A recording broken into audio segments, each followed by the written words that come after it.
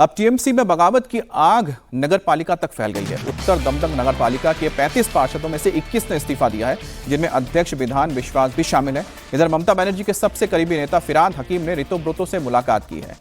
फिरहाद हकीम ने ऋतुव्रतो बंदोपाध्याय के घर जाकर उनसे मुलाकात की। कुणाल घोष भी ऋतुव्रतो बनर्जी से मिले और फिरहाद हकीम का ऋतुव्रतो से मुलाकात भी चर्चा का विषय बन गया है। शुक्रवार को कोलकाता नगर निगम के मेयर पद से इस्तीफा देने के बाद फिरहाद हकीम विधानसभा पहुंचे, जहां उनकी मुलाकात तृणमूल कांग्रेस के बागी गुट के विधायक संदीपन साहा से हुई थी। उसके बाद फिरहाद हकीम से बातचीत होने के बाद संदीपन साहा अपने साथ लेकर उन्हें लीडर ऑफ ऑपोजिशन ऋतुव्रतो के पास गए।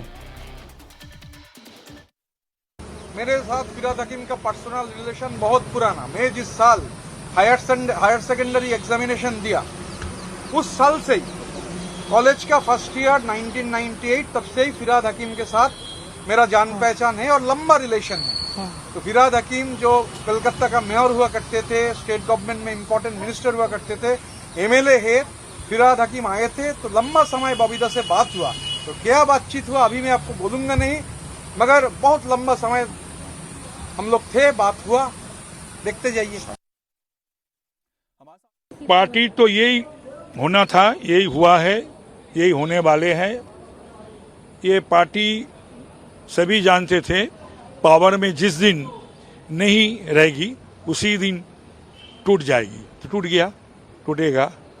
कौन मानने वाला है आज? क्षमता में नहीं है तो कौन मानने वाला है आज ममता को या ये अभिषेक को? और हमारे साथ ओंकार सरकार जुड़ गए हैं। ओंकार, जिस तरह से ऋतुव्रतो बता रहे हैं, मुस्कुराते हुए कह रहे हैं कि बड़ी लंबी बातचीत हुई है, क्या बातचीत हुई होगी? क्यों आखिरकार फिरहाद हकीम मुलाकात करने पहुंचे हैं ऋतुव्रतो से? देखिए, विधानसभा में कल दोपहर को फिरहाद हकीम पहुंचे, उसके बाद संदीपन साहा से उनका मुलाकात हुआ। संदीपन साहा से मुलाकात होने के बाद कुछ टाइम बातचीत भी उन दोनों के बीच हुआ। उसके बाद लीडर ऑफ अपोजिशन ऋतुव्रतो बनर्जी के घर पर जाकर वो बैठक हुआ। लंबे समय से बैठक हुआ। वो ऋतुव्रतो बनर्जी बाहर आके वो बताए भी कि काफ़ी समय से बैठक हुआ। जो बातचीत सामने आ पा रहा है कि क्या इस वक्त हालात बने हुए हैं, क्या बागी विधायक क्या कहना चाहते हैं, इसका पूरा जायजा लेने के लिए ही फिरहाद हकीम कल पहुंचे थे विधानसभा। और विधानसभा में पहुंचने के बाद बागी विधायकों के साथ बातचीत भी हुआ, क्योंकि जहां तक अभी तक पता चल पा रहा है कि फिरहाद हकीम अभी तक ममता बनर्जी और अभिषेक बनर्जी के साथ ही है। तो उनका क्या राय है, उनका क्या विचार है, यही जानने के लिए फिरहाद हकीम कल पहुंचे थे और लंबे समय से बैठक भी किए। और इसी जगह से एक अटकलें और भी लगाया जा रहा है, क्या आने वाले दिनों में फिरहाद हकीम भी बागी विधायकों के साथ मौजूद होंगे? क्या उनके साथ स्पीकर को लेटर देते हुए ये कहेंगे कि वो ममता बनर्जी के साथ नहीं है, वो ऋतुव्रतो बंदोपाध्याय को ही सपोर्ट कर रहा है? ये देखने वाली बात होगी। हालांकि कल विधानसभा में फिरहाद हकीम पहुंचे थे और दोपहर में ऋतुव्रतो बंदोपाध्याय के साथ उनका लंबी बातचीत भी हुआ, जिसके वजह से ये अटकलें लगाया जा रहा है कि आने वाले दिनों में ऋतुव्रतो बंदोपाध्याय के साथ फिरहाद हकीम। ओंकार, एक बात भी तो जग जाहिर है ना कि अभिषेक बनर्जी के साथ फिरहाद हकीम की बनती नहीं है, और साथ ही है कि अगर उनको मौका मिलता है कि वो इससे अलग हो सकते हैं तो ऐसा मौका क्या वो गवाएंगे? क्योंकि अभिषेक बनर्जी और उनके बीच की जो ठनातनी है, ये तनातनी हर कोई जानता है। ममता बनर्जी ने सोचा भी नहीं होगा कि एक हार उन पर इतनी भारी पड़ जाएगी। अभिषेक बनर्जी ने सोचा भी नहीं होगा कि एक हार के बाद उनके पैर के नीचे से पूरी की पूरी सियासत ही खिसक जाएगी या सियासी जमीन ही बेदखल हो जाएगी। बड़ी खबर है कि अभिषेक बनर्जी के राइट हैंड जहांगीर खान को लेकर पुलिस फौलता के इस दबंग को कोर्ट में पेश कर रही है। तो थोड़ी देर में कोर्ट में पेशी हो जाएगी। जहांगीर खान को भारी सुरक्षा के साथ 24 परगना के डायमंड हार्बर कोर्ट में पेश किया जाएगा। खुद को पुष्पा बताने वाला जहांगीर कई दिनों से फरार चल रहा था। कल एसटीएफ ने उसे नेपाल बॉर्डर के पास से अरेस्ट किया है। जहांगीर देश छोड़कर नेपाल भागने की फिराक में था। जहांगीर को गिरफ्तार करने के बाद कल ही कोलकाता लाया गया और अब आज उसे कोर्ट में पेश किया जाएगा। जहांगीर खान के खिलाफ जबरन वसूली, धमकी देने और राजनीतिक हिंसा के 7 क्रिमिनल केस दर्ज हैं।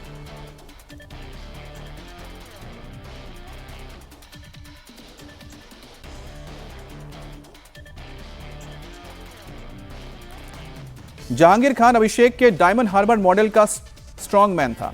चुनाव में बूथ कैप्चरिंग, वोटर्स को धमकाना, ये उसका पहला और खास काम है। लेकिन अब उसका डर खत्म हो चुका है। जहांगीर कानून के शिकंजे में है और अब पब्लिक फौलता में उसके ऑफिस में तोड़फोड़ करती हुई दिखाई दी। कल जैसे ये लोगों को पता चला कि जहांगीर खान गिरफ्तार हो चुका है, फौलता में उसके ऑफिस में लोगों ने धावा बोल दिया, गेट तोड़ कर अंदर पहुंच गए और तोड़फोड़ की।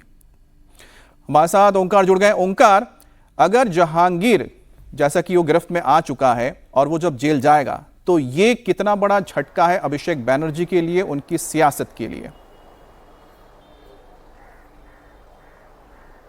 जी देखिए, अभिषेक बंदोपाध्याय का राइट हैंड माने जाता था ये जहांगीर खान, जो कि अभिषेक बंदोपाध्याय के लिए काम करता था। और जैसे कि उनके खिलाफ आरोप है लगातार वो बूथ कैप्चरिंग, बूथ में तमाम छेड़छाड़ करना ईवीएम के साथ, ऐसे तमाम जो आरोप उनके खिलाफ है। उसके साथ साथ जबरन वसूली के आरोप भी उनके खिलाफ है। उसके अलावा अलग अलग समय पे लोगों को धमकाना, डराना, ऐसे भी आरोप उनके ऊपर लगातार लगते हुए आ रहा है।